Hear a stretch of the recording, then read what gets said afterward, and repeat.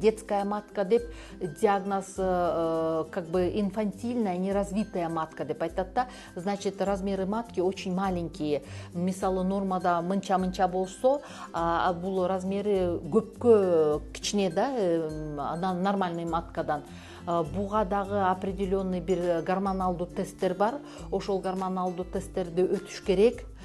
Точный диагноз инфантильная матка деген диагнозду коюлса, то, скорее всего, мындай матка менен төрөгөнгө возможность жок. Бирок азыр медицина астыга өнүп атат.